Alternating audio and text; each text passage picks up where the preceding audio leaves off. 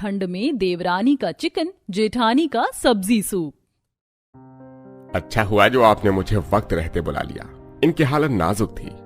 खैर मैंने दवाई लिख दी है, फिलहाल इन्हें भारी भरकम खाने से परहेज करना है, हल्का फुल्का ही खाना है। इतना कहकर डॉक्टर चले जाते हैं। जेठानी सुषमा भीगी बिल्ली की तरह हाथ में गर्मा गर्म सूप लेके कमरे में दाखिल होती है। शुक्र है मामला थोड़ा ठंडा है, आज तो बाल बाल बच गई। निकिता, अब कैसा लग रहा है? देखो मैं तुम्हारे लिए गर्मा गर्म ताजी सब्जियों का सूप बनाकर लाई हूँ, अब जल्दी से पी लो। तभी शीला देवी गुस्से में भड़क कर सुषमा पर दाना पानी लेके चढ़ जाती है। अब तो तेरे कलेजे को ठंडक पड़ गई होगी ना सुषमा बहू, तेरे मन में तो लड्डू फूट रहे होंगे अपनी देवरानी को इस हालत में पहुंचाकर। तेरी रची साजिश तो सफल हो गई, मगर अब और नहीं, अभी के अभी अपना बोरिया बिस्तर बांध कर मेरे घर से निकल जा। आखिर सुषमा ने अपनी देवरानी के खिलाफ ऐसी भी क्या साजिश रची थी कि उसकी तबीयत इतनी ज्यादा खराब है। अब सुषमा खुद को बचाने के लिए क्या सफाई पेश करेगी और इस सब की शुरुआत कहाँ से हुई, चलिए देखते हैं। हाँ, जो भी कहो, ठंड में ताजा ताजा सब्जियों का सूप पीने में बड़ा स्वाद आता है। हो गया सूप रेडी, ऊपर से थोड़ा कटा हुआ सोया पत्ता और स्वीट कॉर्न डाल देती हूँ। सुषमा बड़े से बाउल में सब्जी का सूप लेके डाइनिंग टेबल पर जाती है। ये खाना आ गया। मम्मी आज खाने में क्या बनाया है? आज मैंने सबके लिए ताजी फ्रेश सब्जियों का सूप बनाया है, चलो सब लोग गर्मा गर्म पी लो, नहीं तो ठंडा हो जाएगा। मगर सब्जी का सूप देखकर बेचारे ससुराल वालों को बुखार लग जाता है। ननद चारू चिढ़कर कहती है, क्या सुषमा भाभी फिर से वही घास फूस का सूप? मुझे नहीं पीना, मैं पक चुकी हूँ डेली एक तरह का सूप पी के। ठंड का मौसम है, कभी चिकन सूप बना लिया करो। हाँ सुषमा बहू, ये दिन रात सब्जी वाला सूप पीकर मन फीका हो गया है, जुबान से तो जैसे स्वाद ही चला गया है। किसी दिन बढ़िया चटपटा चिकन सूप बनाकर पिला दे। चिकन का नाम सुनते सुषमा मुंह बितका लेती है। सासू माँ, आपको तो पता है ना मैं प्योर वेजिटेरियन हूँ, और वैसे भी आजकल मुर्गी फार्म में इंजेक्शन लगाकर चिकन बड़े होते हैं और फिर हर कुछ दिन पर बर्ड फ्लू फैलता है। फिर क्यों खुद को बीमार करना, उससे अच्छा है पौष्टिक ताजा सब्जी वाला सूप पी लीजिए। सुषमा पूरी तरह शाकाहारी थी, मगर उसके ससुराल वाले नॉन वेजिटेरियन से, खासकर ठंड का महीना तो उनका चिकन सूप पीते हुए जाता था। मगर सुषमा ने ससुराल आते ही रसोई का तौर तरीका पूरी तरह से बदल दिया। वो अपने आगे किसी की नहीं चलने देती थी। मगर क्या होगा जो शाकाहारी सुषमा की देवरानी एक नॉन वेजिटेरियन हो? क्या दोनों की निभेगी या टक्कर होगा? आदित्य, तुम्हारे परिवार वाले मुझे एक्सेप्ट तो कर लेंगे ना? मुझे डर लग रहा है। डरो मत निकिता, मैं हर कदम पर तुम्हारा साथ निभाऊंगा। तभी सुषमा दरवाजा खोलती है और अपने देवर देवरानी को शादी के जोड़े में देखकर सबको बुलाती है। शीला खफा होकर बोलती है, आदित्य, तूने अपनी मर्जी से शादी रचा ली। मैंने कितने अरमान सजाए थे अपनी हाथों से बहू चुनकर लाऊंगी, तूने मेरे सपनों को चूर चूर कर दिया। माँ जी, हम जानते हैं हमने आपके दिल को चोट पहुंचाई है, मगर मुझे केवल एक मौका दे दीजिए खुद को एक अच्छी बहू बनकर साबित करके दिखाने का। तभी घर के मुखिया ससुर बनवारी कहते हैं, अब गुस्सा थूक दो भाग्यवान, मियाँ बीवी राजी तो क्या करेगा काजी।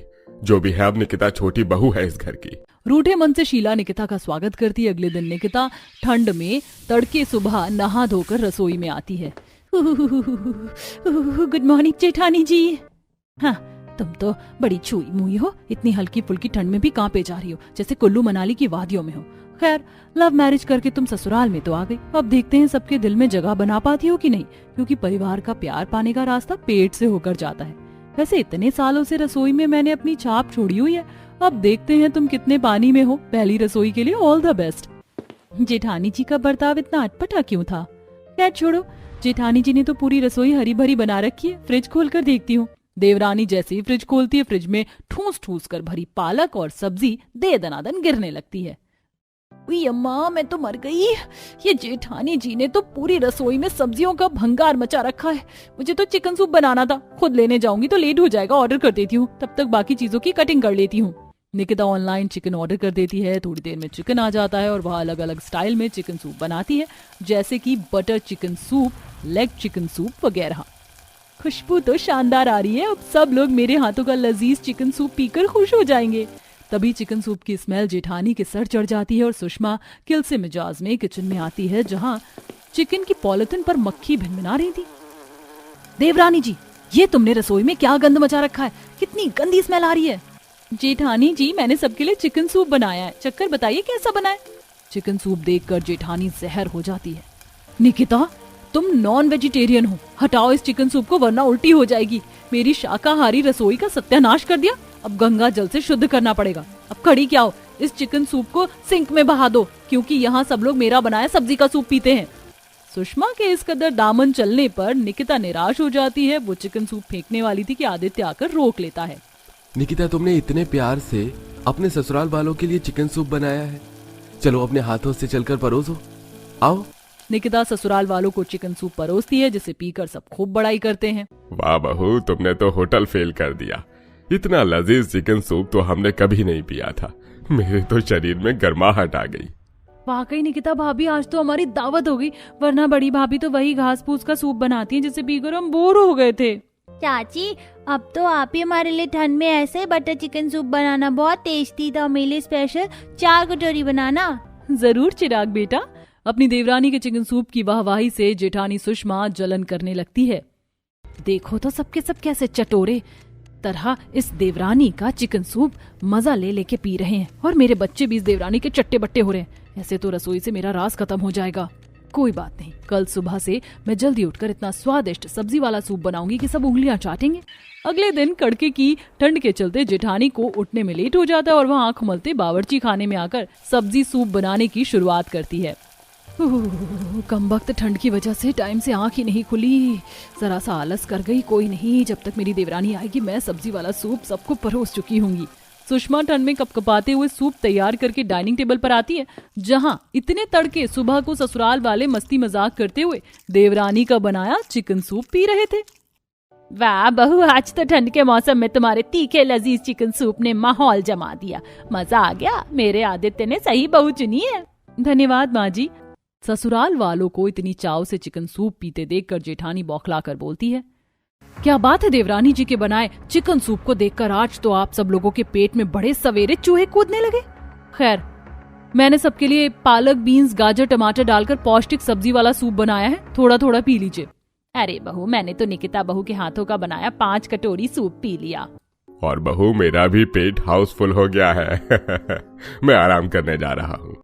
चिराग, कशिश, तुम दोनों तो मम्मी का बना सब्जी वाला सूप पियोगे ना? नहीं मम्मी, मेरा तो पेट भर गया है और हमें ये सब्जी वाला सूप बहुत बोरिंग लगता है। हमें ठंड में चाची के हाथों का बनाया चिकन सूप पसंद है।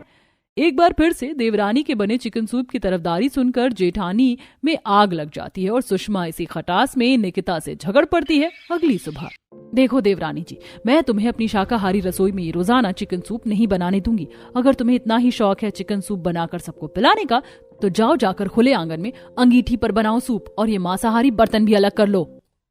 बेचारी निकिता अपनी जलकुकड़ी जेठानी के रूखे रवैये को देखकर भी गिला शिकवा नहीं करती और सारी सामग्री लेकर कड़कड़ाती कोहरे भरी ठंड में खुले आंगन में चिकन सूप बनाने लगती है।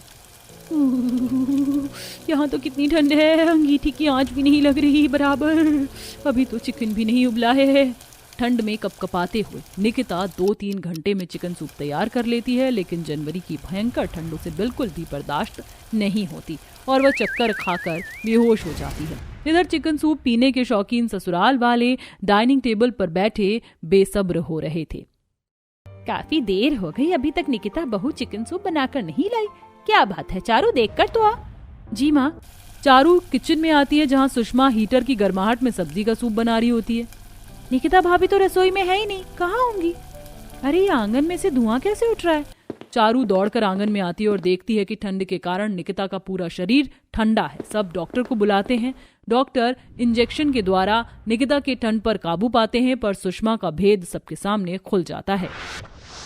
माँ जी, मुझे माफ कर दीजिए, मुझसे गलती हो गई, मुझे घर से मत निकालिए। निकिता, मुझे माफ कर दो, मैं तुम्हारी कसूरवार हूँ, तुम जो भी सजा चाहे मुझे दे सकती हो।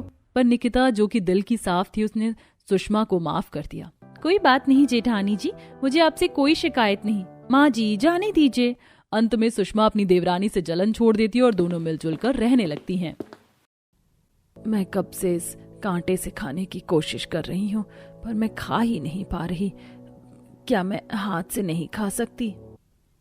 माँ, तुम मेरी इंसल्ट करवाने का कभी कोई मौका नहीं छोड़ती ना। मैं तुम्हें यहाँ इतने महंगे कपड़े और अच्छे से तैयार करके 5 स्टार होटल में खाना खिलाने के लिए लाई हूँ, ताकि तुम 10 लोगों के बीच मेरी इंसल्ट करवा सको। अगर नहीं खाना आता तो भूखी रहो, पर हाथ का इस्तेमाल मत करना। भाभी, गलती भी तो आपकी ही है। अब की है गलती तो भुगतो। आखिर एक बेटी अपनी ही गरीब माँ से इतनी चिढ़ी हुई क्यों थी? आखिर क्या वजह थी? आखिर रूपाली से ऐसी क्या गलती हुई कि वो इतनी शर्मिंदा है? आइए जानने के लिए चलते हैं कहानी में। अरे शांति बहन, तुम्हारी तबीयत तो बहुत खराब लग रही है और खाना जलने की बदबू। हाँ, वो चूल्हे पर। कोई बात नहीं, मैं अभी खाना चूल्हे से हटाकर तुम्हारे लिए खाना लाती हूँ। इतना बोलकर वो औरत चूल्हे की आग बुझाकर अपने घर से खाना लाती है। ये लो शांति बहन, खाना खा लो बहन। तुम अपनी अमीर बेटी के घर क्यों नहीं चली जाती? तुम्हारा कोई बेटा भी नहीं है और अब तुम काफी बीमार रहने लगी हो। अब तुम्हें अपनी बेटी के पास चले जाना चाहिए। तुम सही कह रही हो, मैं कल ही अपनी बेटी के घर जाऊंगी। मेरी गरीब बेटी की तो हालात ही ठीक नहीं है, पर अमीर बेटी तो है। जहां एक तरफ शांति अपनी अमीर बेटी से मिलने के लिए उसके घर आने की तैयारी में लग जाती है, तो वहीं अमीर बेटी अमीर होने के बाद गरीबों की इज्जत ही नहीं करती। यहां तक कि वो अपनी गरीब बहन की गरीबी का भी मजाक बनाती है। अरे सपना, तू आज भी 1 किलो आलू ले रही है? तुम्हारे घर में इतनी सब्जी से काम चल जाता है? अरे मैं भी ना तुमसे कैसी बातें कर रही हूँ। तुम कहाँ पानी वाला खाना खाने वाली और कहाँ 5 स्टार होटल में डिनर करने वाले लोग। दीदी, जिसके पास जितना होता है वो उतना ही खर्च करता है और हम खुश हैं पानी वाला खाना खाकर। रस्सी जल गई पर बल नहीं गया। रूपाली अपनी बहन की गरीबी का मजाक बनाकर वहां से घर आ जाती है, तो वहीं घर जाकर सपना खाना बनाने के लिए बैठती है और आज भी खाना कम पड़ने की वजह से वो खाने में पानी मिला देती है। आज फिर हमें पानी वाला खाना खाना पड़ रहा है। मेरा बेटा इतनी मेहनत करता और बदले में हम उसे ये पानी वाला खाना देते हैं। पता नहीं हमारे अच्छे दिन कब आएंगे। माँ जी, आप फिक्र मत कीजिए, भगवान सबकी मदद करता है। गरीब सपना अपने गरीब ससुराल में भी पानी वाला खाना खाकर खुश थी, तो वहीं अमीर होने की वजह से रूपाली की आंखों पर पैसों की पट्टी बंध जाती है। ऐसे ही एक रात जब रूपाली अपने पूरे परिवार के साथ एक बार फिर तैयार होकर 5 स्टार होटल जाने के लिए निकलने लगती है, तभी दरवाजे पर उसकी गरीब माँ आ जाती है। रूपाली बेटा, लगता है तू अपने पूरे परिवार के साथ कहीं जा रही है। भाभी, आपकी गरीब माँ हमारे घर आने वाली थी, आपने हमें बताया भी नहीं। माँ, ये सब क्या है? तुम यहाँ अचानक कैसे आ गई? आने से पहले मुझे बता तो देती। हम सब डिनर करने के लिए 5 स्टार होटल जा रहे थे। अब तुम यहाँ कहाँ रुकोगी? कोई बात नहीं बहू, अब तुम्हारी माँ आ गई है तो इन्हें भी हम 5 स्टार होटल ले चलते हैं। ऐसे भी इन्होंने अपनी पूरी लाइफ में इतना बड़ा रेस्टोरेंट नहीं देखा होगा। अपनी सास के कहने पर रूपाली अपनी माँ को अंदर ले जाती है और अपनी सास के कपड़े गहने देकर तैयार करती है। कुछ देर बाद पूरा परिवार 5 स्टार होटल में जाते हैं, जहाँ वेटर शांति से ऑर्डर लेने आता है। Ma'am, order. वेटर, उन्हें ऑर्डर देना नहीं आता, ऑर्डर मैं दूंगी। तुम एक काम करो, हमारे लिए 1 प्लेट हक्का नूडल्स, रुमाली रोटी, कढ़ाई पनीर, कोफ्ते, मंचूरियन, फ्राइड राइस ले आओ। शांति 5 स्टार होटल खाने के लिए तो आ जाती है, पर वहां उसे कुछ अच्छा नहीं लगता। कुछ देर बाद वेटर ऑर्डर लेकर आता है, पर आज से पहले शांति ने ऐसा खाना नहीं खाया था, इसलिए उसे खाना खाने में दिक्कत होती है और वहां बैठे सब उसका मजाक बनाते हैं। अपना मजाक बनता देख शांति की आंखों में आंसू आ जाते हैं। कुछ देर बाद सभी लोग घर जाते हैं, जहां रूपाली दरवाजे पर ही अपनी माँ से कहती है, माँ, अगर तुमने आने से पहले बताया होता तो मैं कुछ इंतजाम करती। अब तुम कहाँ रहोगी? रूपाली, माँ हमारे घर आई है तो हमें इनके लिए कुछ तो करना ही पड़ेगा। माँ, आप एक काम करो, रसोई में नीचे बिस्तर लगाकर सो जाओ। हम कल देखते हैं, किसी नौकर के रूम में जगह खाली होगी तो आपको वहां शिफ्ट कर देंगे। अपने दामाद की बातें सुनकर शांति का दिल पूरी तरह से टूट जाता है और वो रसोई में नीचे जमीन पर रात गुजारती है। और जैसी सुबह होती है, रूपाली अपनी सास के साथ हाथ में पैसा और सब्जी की लिस्ट लेकर आती है और अपनी माँ से कहती है, माँ, वैसे तो हम लोग हर रोज रात को डिनर करने के लिए 5 स्टार होटल जाते हैं, बट सुबह का नाश्ता हमारे घर में नौकर आकर बनाता है और आज वो छुट्टी पर है, तो आप एक काम करो, घर के बाहर सब्जी का मॉल है, वहां से सब्जी लाकर नाश्ता बना दो। और अगर मॉल ना दिखे तो सामने ही तुम्हारी गरीब बेटी का घर है, उससे पूछ लेना। बगल में ही एक दुकान है, वहां से एक सड़ी गली सब्जी लेती हुई दिख जाएगी तुम्हें। शांति आंखों में आंसू लिए और हाथों में सब्जी का थैला लेकर सब्जी लेकर आती है। तभी उसे चक्कर आ जाते हैं, पर सही समय पर उसकी गरीब बेटी सपना अपनी माँ को पकड़ लेती है। माँ, तुम ठीक तो हो और तुम यहाँ? नहीं बेटा, तेरी माँ बिल्कुल ठीक नहीं। मैं तो यहाँ अपनी अमीर बेटी के पास आई थी ये सोचकर कि मेरी अमीर बेटी मेरा ख्याल रखेगी, पर देख, तेरी अमीर बहन ने तो मुझे नौकर बना दिया। रात में मुझे 5 स्टार होटल में ले गए और वहाँ मेरी बेइज्जती की। अब मेरा दिल नहीं कर रहा तेरी अमीर बहन के घर रहने का। तू अपनी माँ को अपने साथ ले चल।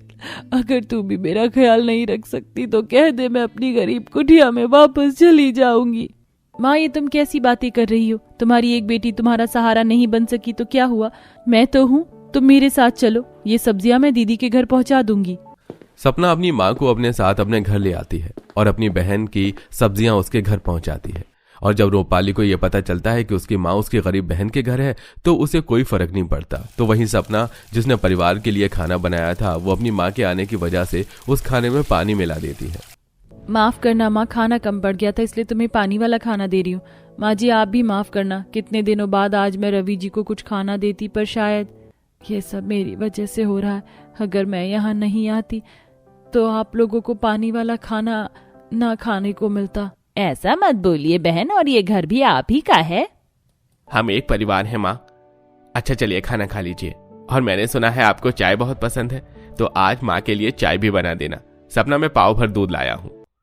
रवि के कहने पर सपना एक पाव दूध में 1 गिलास पानी मिलाकर पानी वाली सबके लिए चाय बनाकर देती है। और कुछ देर बाद फिर से रूपाली अपने पूरे परिवार के साथ 5 स्टार होटल से खाना खाकर आ रही होती है और अपनी माँ को अपनी गरीब बहन के घर पानी वाली चाय पीकर खुश देख अपनी माँ से बहस करने चली जाती है।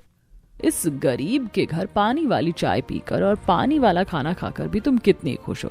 अपनी गरीब बेटी की तारीफ कर रही हो, उसके साथ हंस रही हो, पर मैंने तुम्हें 5 स्टार होटल में खाना खिलाया। अपनी पूरी जिंदगी में तुमने इतना शानदार खाना नहीं खाया होगा जितना मैंने तुम्हें खिला दिया, पर फिर भी तुम बिन बताए मेरा घर छोड़कर अपनी गरीब बेटी के घर आ गई। अरे जब इस गरीब के घर ही रहना था तो मेरे घर क्यों आई? मुंह उठाकर इसी के पास आ जाती ना।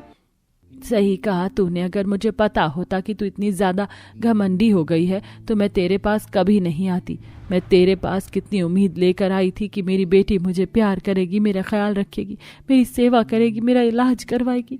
पर जब मैं तेरे पास आई तो तूने मुझसे मेरा हाल समाचार तक नहीं पूछा।